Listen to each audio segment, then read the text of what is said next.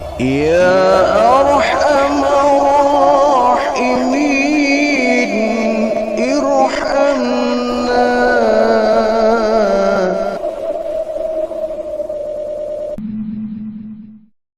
Nabi Jirjis alaihi salam adalah seorang nabi yang hidup setelah masa kenabian Nabi Isa alaihi salam dan sebelum datang masa kenabian dari baginda Rasulullah sallallahu alaihi wasallam.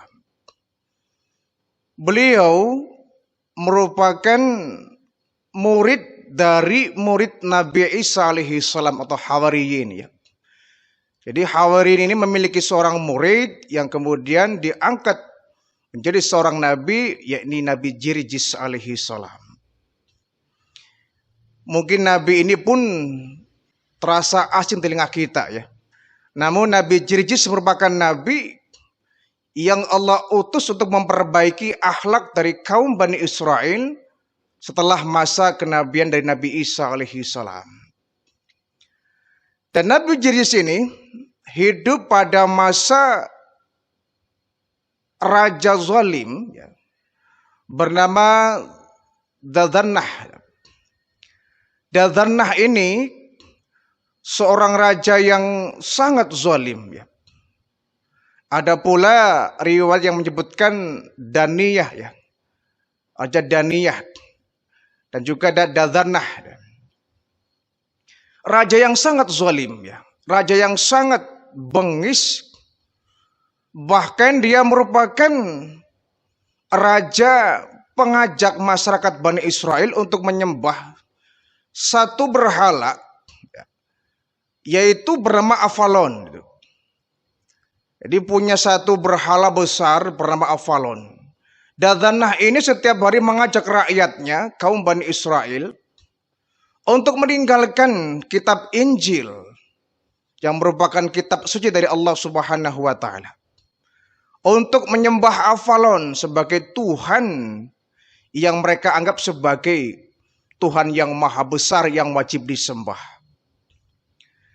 Dadanah ini tidak tanggung-tanggung kalau ada kaum Bani Israel yang tidak mau menyembah berhala Avalon ini, wajib dibunuh.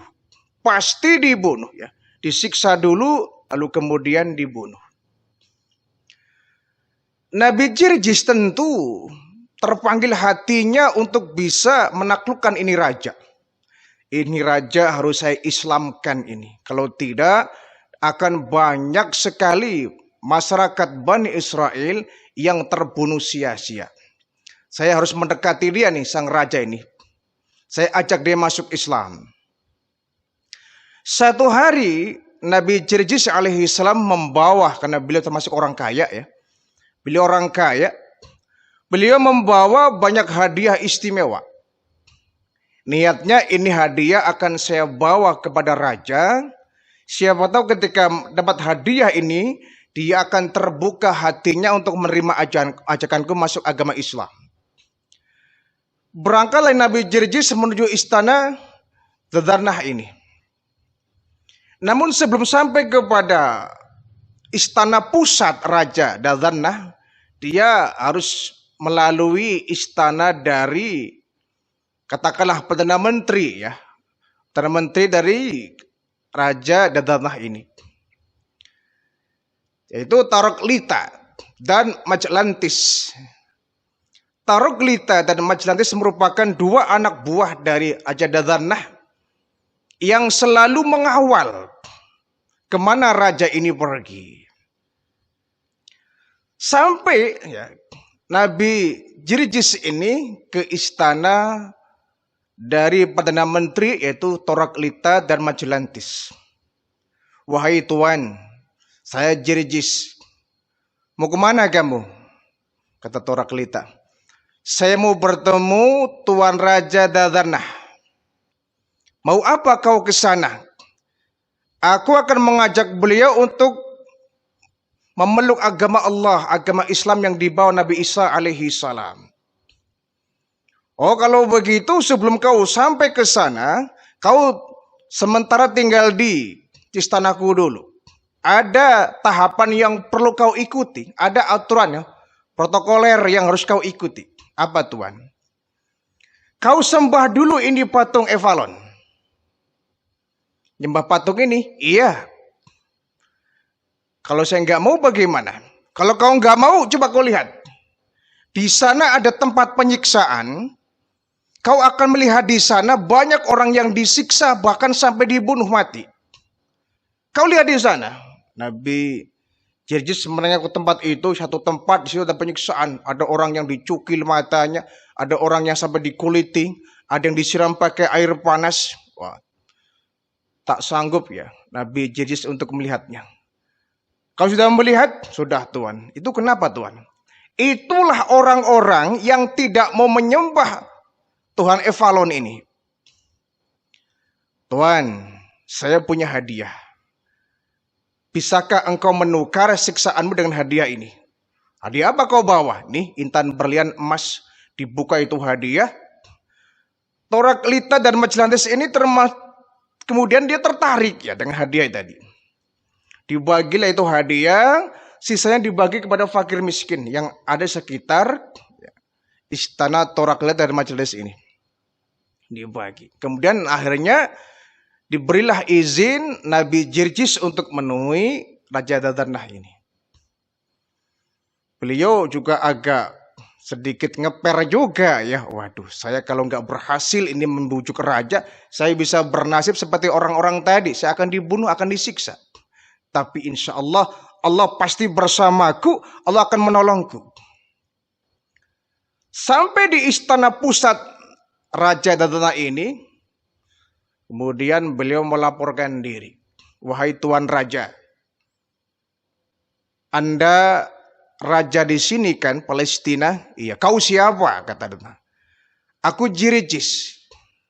Jirjis, siapa kamu? Saya adalah salah satu murid dari Nabi Allah Isa alaihi salam. Mau apa kau ke sini? Tuan Raja, aku datang ingin memberikan nasihat kepadamu. Boleh apa tidak? Nasihat? Ya tentu boleh. Nasihat apa? Tuan Raja, selama ini engkau mengajak masyarakat Palestina sini, orang-orang Bani Israel, untuk menyembah Tuhan Avalon ini. Berhala patung yang kalian pahat. Memangnya kenapa ada yang salah? Tentu Tuan Raja, itu salah. Di mana salahnya? Begini Tuan Raja. Saya sampaikan, ini pesan dari Tuhan kita semua. Tuhan bukanlah raja dari segala raja. Patung yang disembah oleh orang kaum Bani Israel ini, Avalon ini bukan Tuhan dari Tuhan. Ini bukan Tuhan dari Tuhan-Tuhan semua. Ini adalah benda mati yang tidak bisa menjawab panggilan Tuhan, tidak bisa memenuhi doa-doa Tuhan. Maka tinggalkan benda-benda ini. Tinggalkan berhala-berhala ini. Sembahlah Allah Subhanahu wa ta'ala. Kalau tidak, Tuhan akan mendapatkan azab yang sangat pedih. Tuhan selama ini sudah banyak berbuat dosa. Mengajak semua masyarakat untuk menyembah Avalon ini. Sembahlah Allah. Oh begitu. Kalau saya nggak mau bagaimana? Tuhan, ingatlah bahwa Tuhan memiliki raja, yakni Allah Subhanahu wa ta'ala, raja manusia. Kita ini sama-sama manusia, Tuhan ya manusia, saya manusia. Kita sama Tuhan derajatnya. Kita makhluk Allah. Sembahlah Allah, tinggalkan Avalon. Baik Jirjis, harusnya kau saya bunuh. Kau saya siksa. Kau sudah menantangku, sudah mengejekku, mengejek Tuhan-Tuhanku. Tentunya hukuman yang pas buatmu adalah kau harus saya siksa dan aku bunuh. Tapi baiklah aku tangguhkan, itu nanti. Kau memberikan aku nasihat, aku pun berhak memberikan kau nasihat. Apa Tuan Raja? Ya. Kau siapa? Ya. Datang ke sini tiba-tiba menasihati aku. Avalon ini Tuhan nenek moyang kita yang sudah disembah ribuan abad yang lalu. Sebaiknya kau urungkan niatmu, hai anak muda. Kau mengajakku untuk meninggal Avalon ini kan? Justru aku mengajakmu untuk jangan sampai meninggalkan Avalon ini. Ini Tuhan kita, berhala kita yang setiap hari memberikan rezekinya kepada kita. Kata Nabi Jirjis, wahai Tuan Raja, sadarlah, taubatlah kau kepada Allah, tinggalkan ini Tuhan yang engkau sembah, Avalon ini. Ini benda mati Tuhan. Bukankah Tuhan yang memahat batu-batu ini? Kayu-kayu ini dijadikan sebagai Tuhan. Kenapa Anda gak berpikir engkau menyembah kepada benda yang mati? Benda yang engkau buat sendiri. Itu kan keliru. Anda kan raja. Kenapa menyembah kepada benda yang Tuhan buat sendiri? Tuhan buat ini patung, kemudian Tuhan buat ini sebagai Tuhan. Ini lama-lama nih Raja Datona ini marah ya. Marah, kalau begitu kau sudah layak saya hukum Jirjis. Silakan Tuan. Aku tidak akan pernah mundur satu langkah pun. Kau mau nyiksaku bahkan membunuhku, aku tidak takut. Baik kalau begitu. Dipanggillah ini ya. Tentaranya. Dibikinlah itu ya kayu dibikin dirangkai seperti ya, mungkin cara kita seperti garok sampah ya. Kayu dibikin sisir ukuran besar, ikat ini Jirjis. Baik Tuan, oleh tentaranya diikat Nabi Jirjis. Kemudian didatangkanlah satu benda ya, kayu yang dirangkai seperti sisir dengan ujung yang sangat tajam dan lancip ya, runcing. Kemudian ini Nabi Jirjis ketika diikat tubuhnya terlentang digarok, disisir, ya, menggunakan sisir yang terbikin dari kayu yang sangat tajam, disisir sampai kulitnya terkelupas, matanya pun dicukil, mata dicukil, kemudian telinga diiris, badan babak belur ya. Tapi sampai segitu hancur badannya disisir menggunakan sisir dari kayu yang sangat tajam. Nabi Jirjis masih hidup. Kata Raja, wahai Jirjis, sakit tidak? Tidak Tuan. Kau nggak merasakan sakit? Tidak. Kenapa? Ya tentu penyiksaan manusia. Sementara aku punya Tuhan yang melindungiku. Sehingga aku nggak merasakan penderitaan yang kau berikan kepadaku. Kau nggak sakit? Tidak. Raja Datana agak marah dan emosi. Kemudian, kalau begitu penjarakan dia supaya mati di ruang penjara. Bawa dia. Diseret itu Nabi Jirjis. Kemudian ada yang bilang, Tuan Raja, kenapa? Itu Jirjis kalau Tuan bawa ke penjara, itu malah percuma Tuan. Kenapa? Dia dibawa penjara, dia nanti malah mengajak orang-orang yang di penjara untuk mengkhianatimu. Agar dia menyembah kepada Allah Tuhannya Jirjis. Lalu bagaimana? Jangan di penjara Tuan. Kalau di penjara, dipasung badannya supaya nggak bisa bergerak. Baik, bikinkan pasung untuk dia. Bikin pasung dari kayu ya. Tangannya dipasung, kepala dipasung, kaki dipasung, sehingga nggak bisa bergerak. Nggak bisa bergerak. Sampai malam tiba. Ya. Kemudian Allah Subhanahu wa Ta'ala memerintahkan malaikat Jibril untuk menyampaikan kabar gembira, untuk meneguhkan hati dari Nabi Jirjis yang sedang dipasung itu. Wahai Jirjis, kata malaikat Jibril, sabarlah kau. Kau akan menerima satu siksaan yang banyak dialami oleh para nabi-nabi yang lain. Setelah ini kau akan dibunuh sebanyak 7 kali pembunuhan kepadamu. Tapi jangan khawatir, jangan takut. Setiap kali kau dibunuh, kau akan dihidupkan kembali oleh Allah. Sabarlah kau, Allah akan memberikan kamu ya, derajat yang tinggi setelah ini. Nabi Jirjis diberikan kabar gembira itu semangat ya. Semangat, dan dipasung Allah memberikan kekuatan yang hebat kepada Nabi Jirjis sehingga pasung itu pun hancur ya. pasung itu hancur. Kemudian Nabi Jirjis pun terbebas dari pasung. Keesokan harinya, ini Raja Dadanah bingung dan heran, kok tiba-tiba Jirjis sudah bebas. Kemarin kan sudah digaruk sampai habis tulangnya, ya, sampai hancur badannya, kemudian dipasung. Kok sekarang bisa terlepas dari pasung? Siapa yang melepasnya ini? Dan dia sudah berdiri dengan tegar. Kata Raja Dadanah, "Hai Jirjis, bukankah kemarin kau saya penjarakan, saya pasung badan kamu? Kok kamu bisa terlepas bebas? Siapa yang membebaskanmu?" "Allah, Tuan Raja." "Allah?" "Iya, itu Tuhanku. Dia yang maha mulia dan memuliakan hamba-hambanya. Aku juga bisa memuliakan siapa orang yang dekat denganku." "Nggak bisa, Tuan. Kita manusia makhluk yang rendah, nggak mungkin bisa memberikan kemuliaan." "Siapa bilang? Perdana Menteriku, Toraklita dan Majelantis aku berikan kemuliaan." "Bentuknya apa, Tuan?" "Ya, jabatan yang tinggi." "Baik, saya mau tanya kepada Tuan. Toraklita, bisakah engkau memberikan dia kemuliaan sebagaimana Allah memuliakan Nabi Ilyas?" "Ilyas, siapa Ilyas itu?"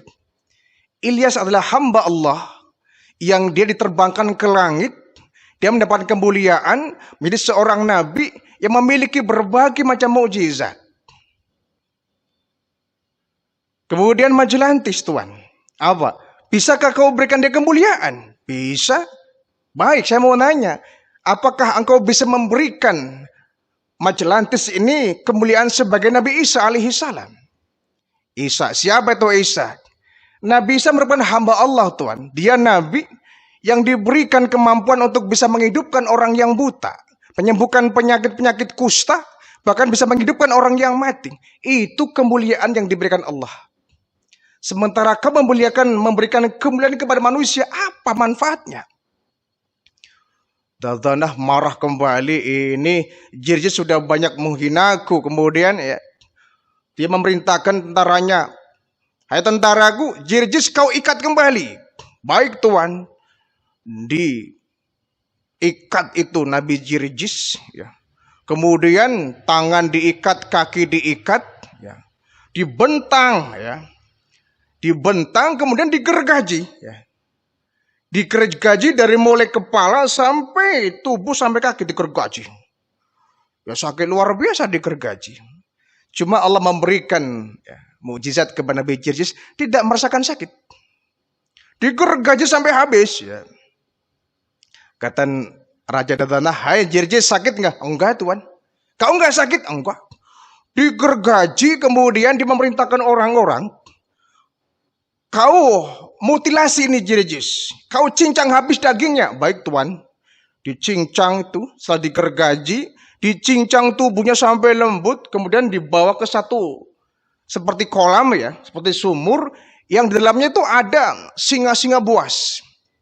Potongan tubuh Nabi Jirjis yang sudah hancur dimasukkan ke dalam sumur yang ada seekor singa yang buas itu.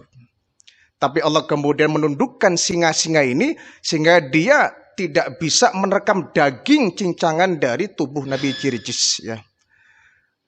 Nah, malah justru Allah menghidupkan itu. Nabi Jirjis yang terpisah tubuhnya, terpotong tubuhnya, menyatu kembali dan utuh kembali menjadi manusia seperti pada awalnya, ya. Naiklah itu Nabi Jirjis dari lubang yang ada singanya. Nah, keesokan harinya ini Raja Dadanah ini menyangka bahwa Jirjis pasti mati, ya. Sudah digergaji, sudah dipotong-potong tubuhnya, pasti mati. Kemudian raja membuat satu pesta, ya. Seluruh masyarakat luas dikumpulkan, tentara juga dikumpulkan, pesta pora bahwa Jirjis sudah mati.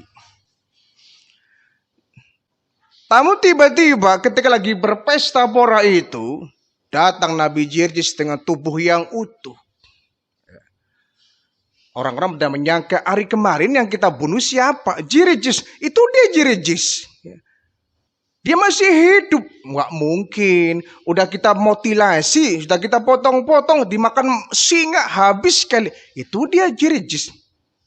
Wah, berarti dia tukang sihir ini. Berarti Jirijis itu pandai main sihir ini. Ya. Kalau begitu kita dipermainkan oleh dia. Ya. Akhirnya Nabi Jirijis dipanggil. Hei Jirijis, kau masih hidup? Masih Tuan Raja. Allah menghidupkanku. Akhirnya ini Raja mengkel juga. Wahai Perdana Menteriku, tentaraku, bikinkan patung. Ya. Bikinkan patung menyerupai kambing. Kemudian bikin rongga yang besar di perutnya. Dibikin patung ya. Kemudian patung yang raksasa di bagian perutnya dibikin rongga ya, seperti kolam kecil besar yang menyerupai goa. Kemudian diisi dengan tembaga yang dipanaskan ya, sehingga tembaga itu mencair panas itu. Kemudian Nabi Jirijis dimasukkan ke dalam lubang itu ya, di dalam lubang patung kambing tadi yang perutnya berongga, dimasukkan ke dalam situ. Tapi Allah memberikan pertolongan ya. Nabi Jirijis nggak mati. Nggak mati walaupun ya sempat juga dia menggelepar ya. Karena ketika dia mati, Allah dihidupkan kembali. Ya. Dengan izin Allah itu, patung yang berongga tadi yang isinya cairan tembaga itu pecah. Ya. Pecah dan hancur. Ya. Nabi Jirijis pun keluar dari rongga patung tadi dengan selamat dan nggak mati ya, masih hidup dan masih sehat. Nih Raja Dadanah kemudian geleng kepala, ini orang kok nggak mati ya. Akhirnya kemudian dia nyerah ya. Jirijis, lama-lama aku capek ngadepin kamu, makanya Tuan Raja kau ikuti aku, sembahlah Allah, jangan menyekutukan Allah ya. Tinggalkan Evalon, sembahlah Allah. Nah gini, aku punya satu rencana Jirijis. Apa Tuan Raja? Kita berdamai yuk. Damai? Damai bagaimana Tuan Raja? Ya selama ini kan kau selalu mengajakku untuk menyembah Tuhanmu Allah ya. Sementara aku juga mengajak rakyatku untuk menyembah Evalon. Biar adil, okelah, aku akan menuruti ajakanmu ya, untuk menyembah Tuhanmu Allah. Tetapi engkau sekali-kali menyembah Evalon. Mau enggak? Kalau mau kita berdamai. Wahai Tuan Raja, maafkan saya. Itu enggak mungkin terjadi Tuan Raja. Ya. Tuhanmu, Tuhanku berbeda. Aku tidak mungkin menyembah Tuhanmu, dan engkau pun gak akan mungkin menyembah Tuhanku kecuali kau beriman kepadaku. Jadi kau gak mau Tuan Raja. Baiklah ya. Tapi aku kasih kau waktu sampai besok ya. Siapa tahu kau berbeda pikiran ya. Besok aku tunggu jawaban. Baik Tuan Raja. Sekarang kita makan ya. Ini lagi baik ini Tuan Raja. Dikasih makan. Nabi Jirijis dikasih makan ya.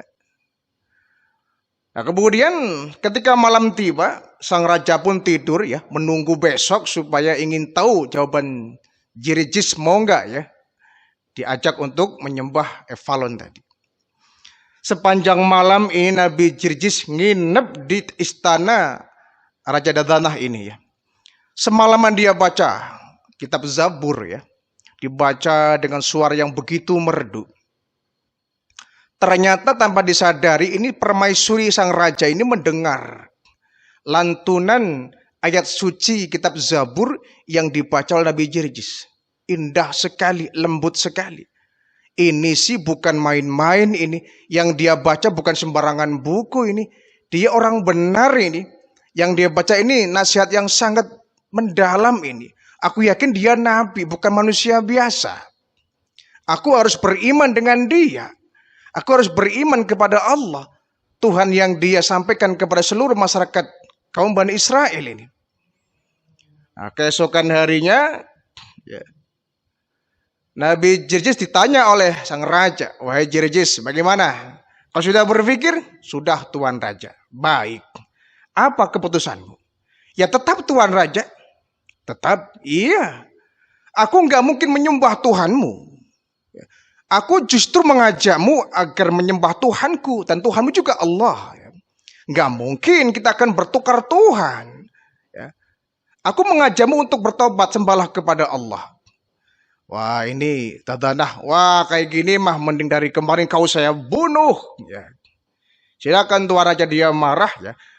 Akhirnya ada tuh Perdana Menteri yang mengusulkan Tuan Raja, mending dia diasingkan Tuan Raja. Diasingkan, iya. Diasingkan, dibawa ke satu tempat yang sepi, supaya dia nggak ada yang kasih makan, nanti dia akan mati.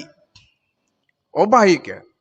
Akhirnya ini Nabi Jirjis kembali diikat, dibawa rame-rame oleh tentara sang raja ini, dibawa ke tempat yang sangat sepi, diasingkan ya.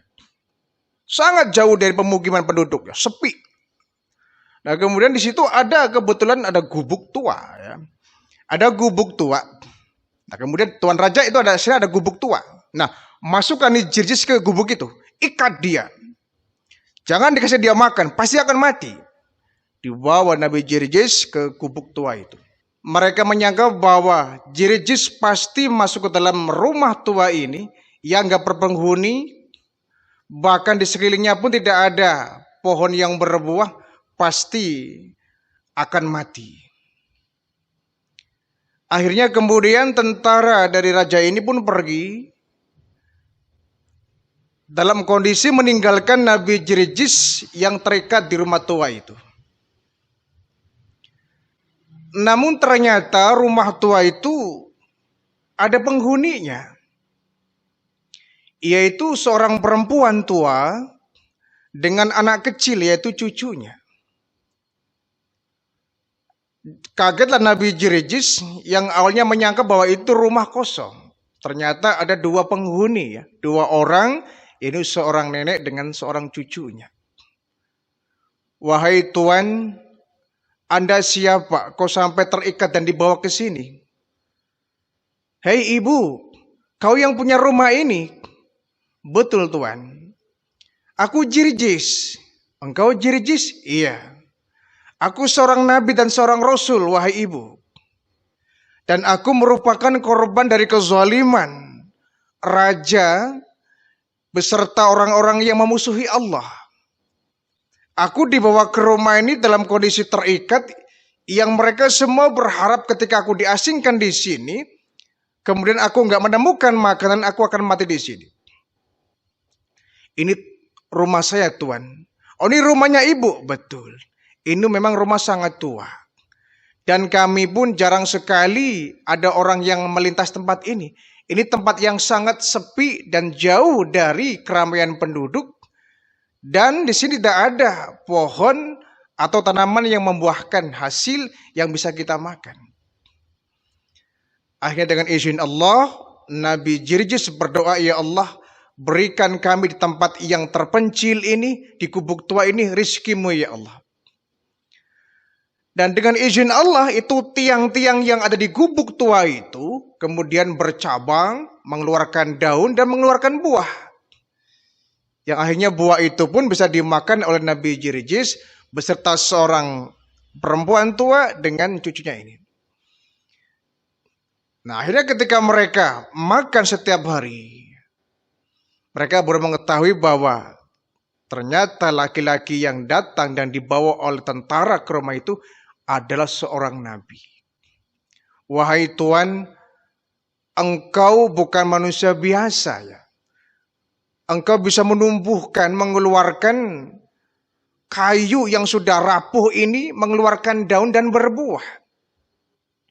Kau berarti orang yang luar biasa, kau pilihan Tuhan, kau seorang nabi.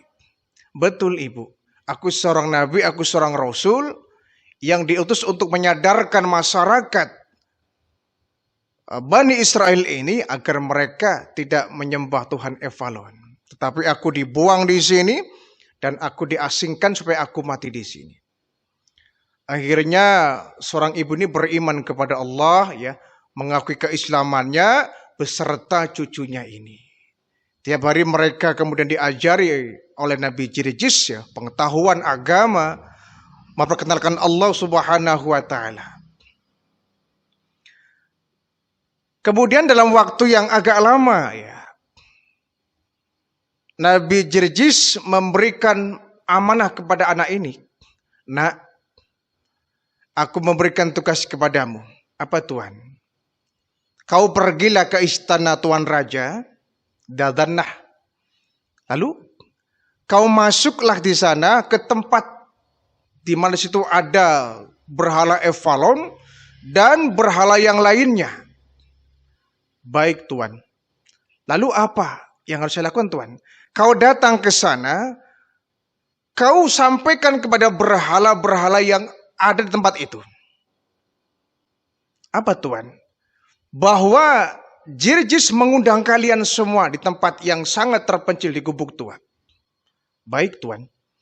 Nah, ini anak kecil ini kemudian dia pergi ya, menuju ke istana Raja Dadanah. Sampai di istana, namanya juga anak kecil ya, mindik gak ada yang tahu. Ya, sembunyi. Akhirnya sampailah anak kecil ini di satu tempat yang sangat luas, di mana di situ ada patung yang sangat besar, patung Avalon, dengan beberapa patung-patung yang lain. Kata anak ini, wahai patung-patung yang ada di tempat ini, aku menyampaikan pesan dari Nabi Allah Jirjis. Kalian semua diundang ke sana. Datanglah kalian. Selesai menyampaikan kalimat itu, ini anak itu pergi. Pulang dan kembali lagi ke gubuk yang tua. Di situ ada neneknya beserta Nabi Jirjis. Sudah anakku?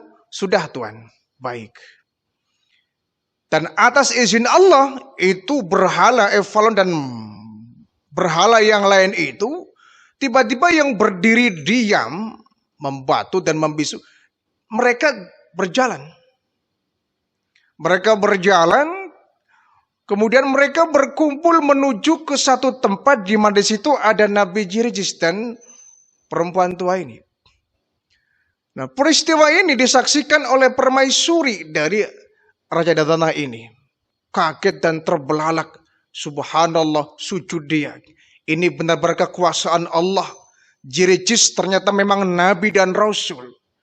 Dia menunjukkan kekuasaan yang luar biasa. Dia bisa memanggil patung-patung yang hidup ini. Yang mati ini menjadi hidup kembali. Dia ikuti itu patung. Setelah itu patung menuju ke tempat yang terpencil sampai di gubuknya sang perempuan tua ini. Diikuti oleh sang permaisuri ini. Sampai di situ Nabi Jirjis kemudian berdoa, ya Allah, aku mohon tenggelamkan semua patung-patung ini. Kemudian bumi pun terbelah. Semua patung-patung sembahan dari sang raja dan juga seluruh masyarakat Bani Israel ketika itu langsung jatuh, masuk terprosok ke dalam lubang yang terbuka secara mendadak. Masuk ke dalam. Kemudian tertutuplah tanah itu. Kemudian permaisuri pun kembali ke istana. Ketemu suaminya, wahai suamiku, ikutilah ajakan dari Jirjis. Kau ada apa tiba-tiba datang mengajakku untuk mengikuti Jirjis? Iya, aku melihat peristiwa yang begitu menakjubkan. Apa? Tuhan-Tuhanmu, patung-patungmu, berhalamu yang kau sembah tiap hari. Kenapa dia? Semua datang, itu benda mati, batu dan kayu. Berjalan itu, aku melihat dengan mata telanjangku sendiri. Masa iya? Iya, mereka datang menemui Jirjis. Oleh beliau itu dimasukkan ke lubang dan semua amblas. Oh begitu, iya. Aku harus datang menemui Jirjis ini. Dia sudah macam-macam ini. Dia sudah membuat sihir yang merugikanku. Dia datang dengan seluruh tentaranya. Tentaraku, kita gerebek tempat yang kita jadikan sebagai tempat pengasihan Jirjis. Baik Tuan, seluruh pasukan datang menemui rumah tua itu dan mereka kemudian memanggil Jirjis. Wahai Jirjis, keluar kau. Nabi Jirjis ya keluar. Ada apa tuan-tuan? Mana Evalon? Mana berhalaku? Semua sudah aku pendam dan itu perintah Allah. Tuan-tuan, sabarlah, taubatlah, berimanlah kepada Allah. Tidak bisa. Kembalikan patung-patungku. Tidak bisa. Patungmu sudah diambil oleh Yang Maha Kuasa. Allah Tuhan kita semua. Kalau begitu kau benar-benar mencari mati, wahai Jirjis. Tuhan yang mencari mati. Aku sudah berkali-kali mengajak Tuhan untuk beriman kepada Allah, tapi Tuhan gak pernah mau ajakanku. Akhirnya Nabi Jirjis pun pergi. Ya, pergi diikuti oleh Raja Dadanah dengan tentaranya. Kemudian tidak lama muncullah api dari langit. Ya. Api dari langit menyambar semua orang yang di tempat itu. Ya. Semua tentara Dadanah dan beserta dia sendiri. Ya. Tersambar oleh api yang datang dari langit dan semuanya mati. Kecuali permaisuri dari Dadanah ini yang beriman kepada Allah diselamatkan oleh Allah Subhanahu wa taala.